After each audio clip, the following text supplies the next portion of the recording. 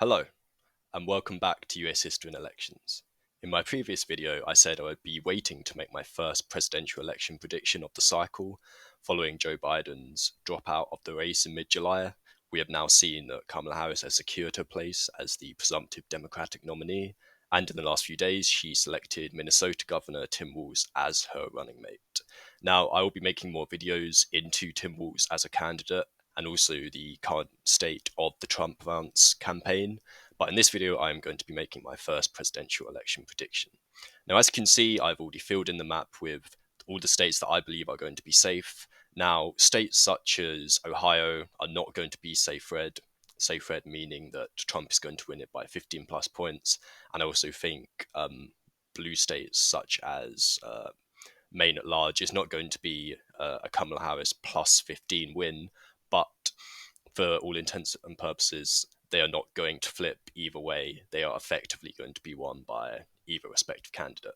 Now, the blank states are the ones I'm going to be filling in. I'm going to be filling in the likely states for each candidate.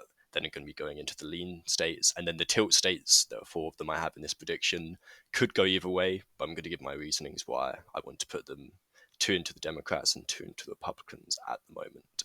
Now, we're going to be starting off with the likely Republican states. I'm going to put Texas and Florida in this category at the moment. I'm only going to put these two in because I do not think that the last 2.5 weeks has been very positive for the Trump advance campaign. And pretty much before this, I would have been happy to put Florida and Texas in a safe campaign of Biden, in a safe categorization if Biden was still running. But the polling still is very strong in these states. I don't see Kamala making massive inroads into the lead that Trump had built up in these. Biden took massive losses in South Florida in 2020. There's some Democratic insider polling that Kamala has minimally reduced this, but not enough to make Florida a genuinely competitive state. The same in Texas. The demographics are slightly changing in favor of the Democrats, but this is a much longer shift, and 2024 is not going to be the year that the Democrats are seriously competitive in Texas at the presidential level. Now we're going to be moving over to the likely Democratic states. There are quite a few that I'm happy to put in this categorization. That is Minnesota, New Mexico, Virginia, New Hampshire, and also Nebraska's second.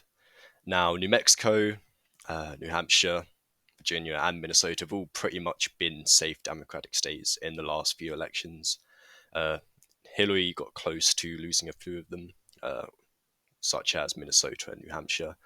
But with Tim Walz as governor, Minnesota's all but shored up. Of course, it hasn't voted for Nixon, hasn't voted for Republicans since Nixon in '72. So there was never really any questions with that state. Virginia as well, there was some polling during Biden, during the time Biden was still the Democratic candidate. But the polling following Kamala's entrance into the race shows that Virginia is not going to be a genuine target for the Republicans any longer. New Hampshire was also floated as one, but Trump couldn't win it in 2016. He did even worse in 2020, lost by about 8 or 9 points, and I'm be very shocked if there's anything coming out of New Hampshire that says Trump is genuinely competitive there. And New Mexico is always one of the ones that could be going in favor. There's actually some questionable polling data in the Senate race there, but this is the presidential election, and New Mexico is definitely going to be a likely Democratic hold for the presidency. Now we're going to be going over to the lean states. Now these are more interesting ones.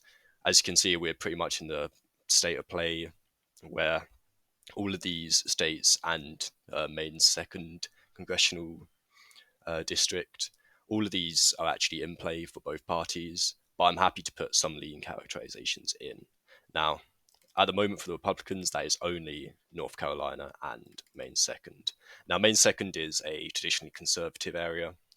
It voted for Trump back in 2016, back in 2020, and the polling data suggests that it is likely going to vote for him again. Though I do think with Tim Walz as VP, he can probably appeal to a lot of the populace up there, but Trump has built up a very strong campaign there. He's got a good ground base there, and I think they're going to turn out in a large enough number that it's not going to be too close. And I think Trump's going to hold on fairly comfortably in this area.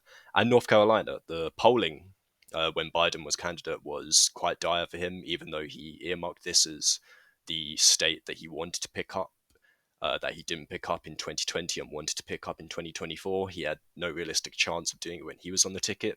Kamala Harris has significantly shortened. If you go on the polls, a lot of the polling data that's come out in the last week and a half has consistently said that she is within 5 to 3 points behind Trump, but still consistently 5 to 3 points behind, and that is outside the margin of error. And I do believe that there is a chance that Kamala Harris could narrow the gap, but at the moment, I only see this as a lean Republican state in favor of Trump. Again, it is one of the states that the Democrats always try to target, but the Republicans always seem to hang on. It could be closer than 5 to 3 points that the polling suggests at the moment, but I'm not in any way certain to categorize that as a tilt Republican or a tilt Democratic state at the moment. Now we're going to move on to the lean Democratic states, and I'm happy to put Michigan in, which is the most popular characterization for Michigan at the moment, and also Arizona. I'll come to that in a second, but Michigan is out of the three Rust Belt states that Trump won back in 2016, that shocked the political landscape: Wisconsin, Michigan, and Pennsylvania. Michigan was the one that was the most surprising. Back in 2020, it went comfortably about 3 or 4 points for Biden, whereas Pennsylvania and Wisconsin were still very close. And I believe that there was the risk of choosing Josh Shapiro that could have alienated some of the Democratic base in and around Detroit.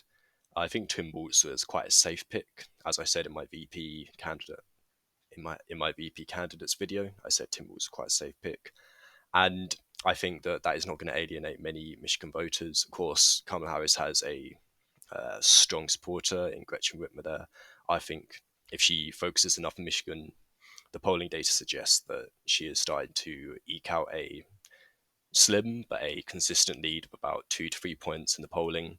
And the trends in Michigan show that the Democrats tend to be doing well there ever since 2020. And I would be very surprised if Trump can actually pick up Michigan, because his pathway to victory does not include Michigan. Now, Arizona is a very interesting one.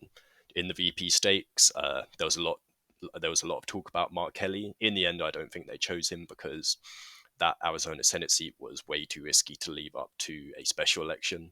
But the benefits for having Mark Kelly in is that he can still campaign there. And Ruben Gallego versus Kari Lake is the Senate race in 2024. And all the polling shows that Kari Lake is way, way behind. The closest polling you're getting is maybe an even. That is from Lake or Republican internal polling. There's polling as much as double-digit leads for Gallego. And I think that's going to help Harris. There's not going to be many split tickets, I think, but there's going to be a few. And that's going to be some Kari Lake Harris tickets, which seems a bit incredible considering the difference in the two candidates. But there are many voters that are going to be doing that. And I do think the Harris campaign is definitely going to get a bolster. She's from neighboring California. I think Biden was struggling in Arizona. Of course, in 2020, that was one of the narrowest states that he did win. It was only about 0.4%, the margin of victory there. And I think that it's going to be a really key state in any coalition that the Harris campaign has of managing to overturn the huge lead that the Trump campaign held only a few weeks ago. Now we are at the four remaining states: Nevada, Georgia, Pennsylvania, and Wisconsin. And I think these are the four states that are really going to be deciding the election, not only just because of the nature of them being swing states, but the nature of the huge amount of electoral votes that they hold, Pennsylvania and Georgia in particular. And I think this is in the characterization that is going to be the most damaging for whichever party doesn't manage to win one of the two big electoral vote states. Because, of course, Pennsylvania is the largest, but if you win Wisconsin and Nevada, that's 16 electoral votes. That's the exact same as just winning Georgia. So you could win those two states, but if you lose Georgia, then that is effectively nullified of winning both those states. And at the moment, based on some polling, some trends, if the election was held today, the 9th of August, I would be happy to put Georgia in the tilt Trump column, as well as Pennsylvania. And that would put him over the edge. Well, it would put him on the edge of 270 electoral votes, which is exactly the number you need to win. And at the moment, I'm happy to put Wisconsin and Nevada as tilt Democratic states as well. Now, I just want to make it very clear that these are tilt Democratic states and tilt Republican states. I believe that either candidate could win these states, but I'm going to give you my reasons as to why I'm characterizing these as they are. Nevada, there's a Senate race going on there. I do believe that Jackie Rosen is going to win there. I'd be very surprised if she doesn't, but she does have a serious challenge there. But I do believe that Kamala Harris, being the candidate there, she's going to focus a lot trying to win and hold on with Nevada. The polling data is also looking very promising for her. The trend in Nevada was a very, very strong pro-Trump polling when Biden was the candidate. We were looking at +6, +5, +4, Trump regularly coming out of that from both Republican and Democratic leaning pollsters. Now we are tending to see even Harris +1, Trump +1, but more in favor of Harris, and Harris has only been the candidate for about 2.5 weeks. And up to Wisconsin, why I think that's going to be Democratic is Wisconsin is always one of the tightest states. 2016, we were looking at less than 1 point. 2020, we're looking less than 1 point. And this is all the while when polling said that this would be a huge, an easy win for Democrats back in 2016 and 2020. We're looking at polling of about 5 or 6 points in favor of the Democratic candidates that year. And the polling has started to show Kamala Harris having a small lead of about 1 point average. But like I said, in Wisconsin, the polling is very inconsistent. I wouldn't pay much attention to it. And I think this is the one state that you really cannot predict which way it's going to go. There may be a few indicators on election night where we might have a better chance, and we might have a better chance when we find some more information out on the ground. But Wisconsin, I'm happy to put as a whole Democratic state because of a few factors. Tim Walz, as Minnesota governor, he's going to help pick up some votes in the west of Wisconsin and the north as well. I also believe that just dropping Biden was doing quite poorly in Wisconsin, approval-wise and polling-wise, and that is naturally just a boost for him. But the entire point of the Democrats winning Nevada and Wisconsin in this prediction means that they still lose the presidency because Trump, I do believe, still has the advantage, albeit a minuscule one in both Georgia and in Pennsylvania. So in Georgia, I think that was always a very, very difficult state for the Democrats to hold on to. Their margin of victory was about 13,000 votes in the end. Of course, there was a huge controversy that is going to the courts at a later date. We don't know when. And it's very interesting to see how that's going to go down. But Georgia is very, very much on the balance. The polling data does suggest that Kamala Harris is beginning to close the gap that Trump had made in the last few months. But I don't think it's going to be enough at the moment, though. If there is enough of a Democratic campaign in the Atlanta area and the Atlanta exurbs and suburbs, then it could be enough to put it over the edge for Kamala Harris. But I still believe that Trump holds a good enough lead in the state that he is the slight favorite to win it at the current time. Now, Pennsylvania is, of course, the big election. There was talk of the big prize in this election. Pretty much whoever is going to win this is going to be the person who's going to win the election at large. I'm happy to say that now, and I'll be happy to say it on the eve of the election because it is such a huge prize, 19 electoral votes. And I'm happy to put this in the Trump column in a very, very slight margin because I do think Josh Shapiro probably would have secured the state for the Democrats, but the reason they didn't pick Josh Shapiro, whether for good or bad reasons, was because they didn't want to risk alienating some parts of their base. And I think we're going to see if that turns out to be a good call or bad call at the start of November after the election results have come in. But the thing is, I think that outside of the urban areas in Pennsylvania, it is a very, very red state. It's much more like Ohio and Indiana.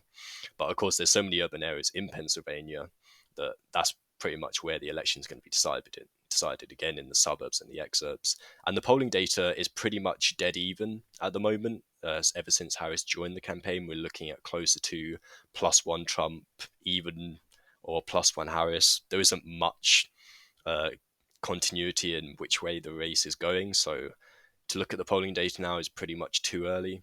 I do think Harris having Shapiro not as a VP, but as a strong supporter who's going to be doing a lot of rallies, a lot of campaign events around the state in the next few months, that is going to be a big boost for her. But of course, Pennsylvania is the site where Donald Trump was shot in the ear only a few weeks ago. So we're talking about a lot of things happening in this state, and it's a massive state. There's tens of millions of people that live there, and I think it is almost too early to call. But Trump has held the advantage in this state for quite a while now, and I think for the moment he still holds the advantage. Of course, this is a election prediction for the start of August if the election was held today. Kamala Harris has enjoyed a couple weeks of positive momentum. Trump has experienced a couple weeks of negative momentum. So I think it's going to be interesting to see where the race is shaping in about 2 or 3 weeks' time. I'm probably happy to make another presidential election prediction in about that time frame. But for the moment, this is how I'm happy to characterize it. Trump finishing with 270 electoral votes, the exact amount needed to win, and the Harris-Wilks campaign finishing just shy at 268. But I'm hoping to update this as we get more information, more data, and more news in the following weeks. So, thank you for watching. I hope you enjoyed. Remember to like, subscribe, and comment if you want to see more of these videos, and I'll see you all again very soon.